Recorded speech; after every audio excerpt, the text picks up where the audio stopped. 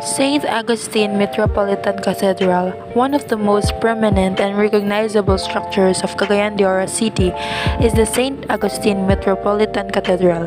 It is dedicated to the patron saint of the city. St. Augustine is the ecclesiastical seat of the Roman Catholic Archdiocese of Cagayan de Oro. The cathedral has been an important part of the history of Cagayan de Oro since its foundation.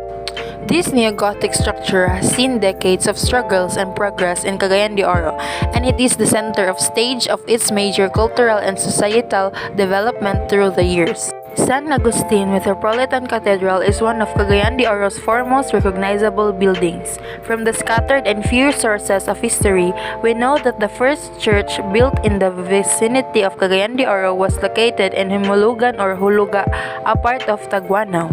Situated by the bank of Cagayan de Oro River, it was built as a result of the toils of Fray Agustin de San Pedro, an Augustinian recollect in 1624. No one can say for sure, but it is assumed that it is also Fray Pedro who counseled Dato Salangsang, the local tribe chieftain, to move out of the ancient site and transfer to where the cathedral is now located.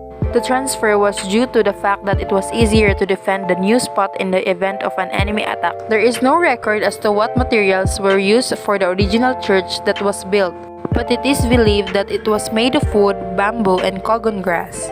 This church was destroyed by an attack from the Sultan of Maguindanao, Kakil Kudrat or Sultan Kudarat, whose soldiers razed the church to the ground.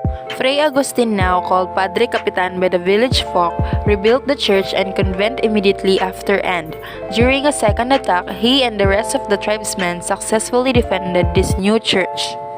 Since then, the church has been scorched down a total of 4 times. It was destroyed a second time in 1649 after a Manabo tribe under the headship of Davao revolted against Spain. A new church was constructed made of nipa and wood which stood 129 years. It was torched a third time in 1778. The reconstruction began a year later and a new church was inaugurated 1780. By that time, perhaps as recompense for everything that Fray Agustin has done for the settlement, the town folks have started to call the Church of San Agustin, and have chosen Saint Augustine of Hippo as their patron saint. This fourth church was again built using combustible material and fire being its vilest enemy. This building was also struck down to ashes in 1831. It was not until 1841, 10 years later, that planning for a new church began. This church was to be made of Molavi wood, marine stones from China, burnt shell powder mixed with resin juice as cement, and galvanized iron or zinc for the roof. This fifth version of the church was grander than its 4 predecessors. Its interior and ceiling were painted, and it even had a pipe organ and 4 frame paintings of the 4 evangelists, all imported from Manila. Described as being beautiful and lofty, the construction of the church took around 8 years to finish, from 1843 to 1851 when Cagayan was named capital of the province of Misamis. This served as the house of worship for the Catholics of Cagayan until 1942, when it was bombed and destroyed, antique pipe organ and all, by the Americans during the World War II. In July of 1946 saw the rebuilding, once again of the church, this time through the efforts of Monsignor James Hayes, the first bishop of Cagayan. This renewed version is wider than its immediate predecessor and now included stained glass windows both all the way from New York. The bells that were hung in the belfry in 1950, however, were not entirely new. These bells were fashioned from the original ancient bells that were shattered during the war. San Agustin made in 1807, Santa Ana 1813, and El Salvador 1857. The 3 shattered bells were brought to Cebu and under strict supervision were melted and created new. Over the years, there have been various improvements, renovations, and additions done to the original building that was finished in 1951, culminating into the version seen right now by the Cagayanons.